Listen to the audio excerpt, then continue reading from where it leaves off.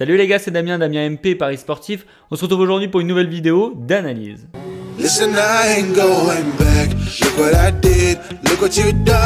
Qui a choisi d'être speakerine et non pas Miss France. Elle aurait pu parce que, on vous l'a dit, hein, c'est vraiment la région.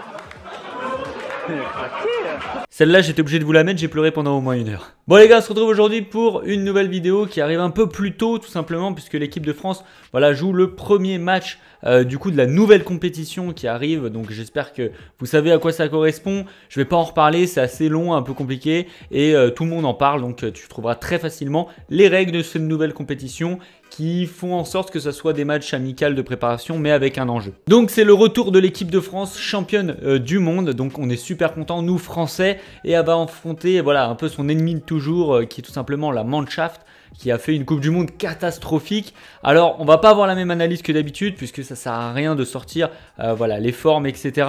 Étant donné que c'est vraiment un truc qui n'a rien à voir, c'est un renouvellement, l'Allemagne va vouloir se reconstruire, la France est dans une autre optique, et c'est de ça qu'on va voir aujourd'hui. On va attaquer tout d'abord avec l'Allemagne, la Mannschaft, qui a fait une Coupe du Monde comme tu le sais immonde, catastrophique, et là elle va avoir un match à domicile, donc forcément elle, ses atouts ça va être de vouloir se racheter tout simplement, elle va vouloir se racheter auprès de son public. L'entraîneur s'est séparé de certains joueurs qui ne fait plus partie des plans et qui ont fait un petit peu polémique, je pense notamment à Ozil.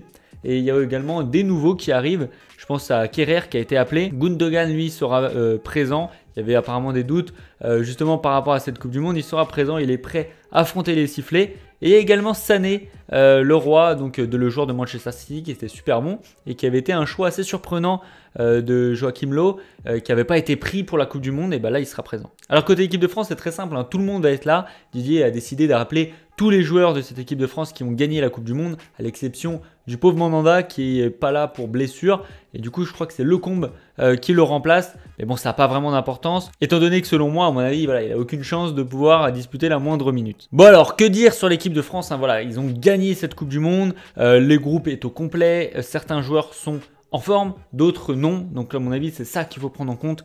Alors dans les formes on va avoir bien sûr l'attaque, Kylian Mbappé qui est vraiment en feu. On a également le milieu de terrain pour moi qui est quand même plutôt intéressant avec Pogba. J'ai regardé un petit peu le match de Manchester ces derniers temps et franchement je le trouve vraiment intéressant avec toujours les Kanté, les Matuidi etc.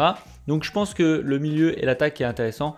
Côté défense, ça revient gentiment à voir si certains confirment leur rôle durant cette Coupe du Monde. Donc on va pouvoir voir ça. Ensuite, j'aimerais te parler un petit peu statistiques, pas les statistiques de l'équipe de France, mais tout simplement des gagnants de Coupe du Monde. Ah oui, j'ai entendu ça, j'ai laissé traîner un petit peu l'oreille et j'ai entendu dire que les gagnants de la Coupe du Monde, des Coupes du Monde, les 6 derniers, ils n'avaient pas gagné leur premier match d'ouverture.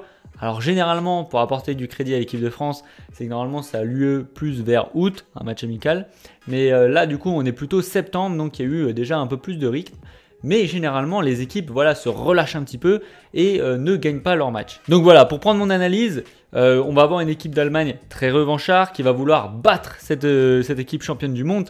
À savoir que l'équipe de France maintenant va être attendue. N'importe qui va vouloir dire moi je veux battre l'équipe de France, je veux battre les champions du monde et dire les gars, ok on a fait une Coupe du Monde pourrie, mais on a battu les champions du monde. Mais de l'autre côté, ce qui apporte du crédit à cette équipe de France, c'est déjà sa détermination. Les jeunes joueurs, Kylian Mbappé, il est pas rassasié, il veut gagner plus. Et le fait que cette équipe soit jeune, à mon avis, ils vont pas vouloir s'arrêter là. C'est un accomplissement, mais c'est pas la fin en soi.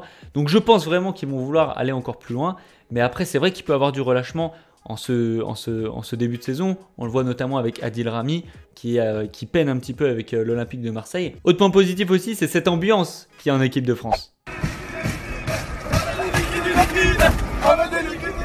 Alors les gars, on va pas se mentir, quand je vois cette équipe de France, j'ai envie d'être leur pote.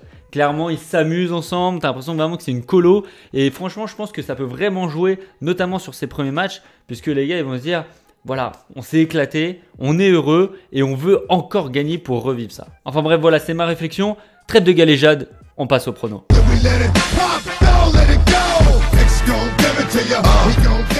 Alors les gars, pour moi il y a très peu de matchs intéressants sur ces rencontres internationaux, donc du coup j'ai choisi de garder mon safe pour le VIP. Donc si tu le sais pas, j'ai un groupe VIP où je donne beaucoup plus de pronostics et tout est dans la description pour aller le rejoindre sur mon site internet. Un mois offert, je vais pas t'en parler à chaque fois. Du coup, j'ai choisi de prendre un petit peu plus de risques aujourd'hui avec vous avec une cote plus élevée. Donc j'espère que vous allez kiffer. Le pronostic, c'est tout simplement match nul où l'équipe de France gagne et but pour les deux équipes.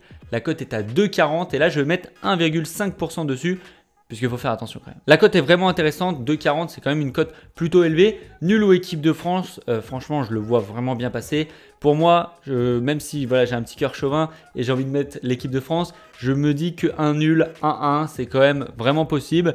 Et voilà, je vois cette équipe d'Allemagne marquer, même s'il peine un petit peu offensivement. On a un Thomas Müller qui est plutôt pas mal sur ses matchs de rentrée avec le Bayern.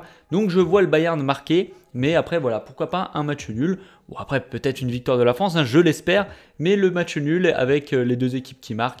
Et voilà, la cote est à 2,40, elle est belle, on la prend. Voilà pour les pronostics les gars, juste pour revenir un petit peu à ce qui s'est passé cette semaine, il y a eu pas mal de matchs en VIP et j'ai pas envie d'en débattre là. La seule chose c'est que par exemple sur Instagram, je vous ai donné un pronostic public, voilà, sur mon nouveau petit championnat qui est le championnat de Suède. Je vous ai donné 2 très belles cotes qui sont passées et donc tout ça c'était gratuit sur Instagram, donc c'est pour ça que je t'invite à rejoindre les réseaux sociaux pour rien louper. Moi je te dis à très bientôt, objectif 200 likes pour une prochaine vidéo, attention, abonnez-vous.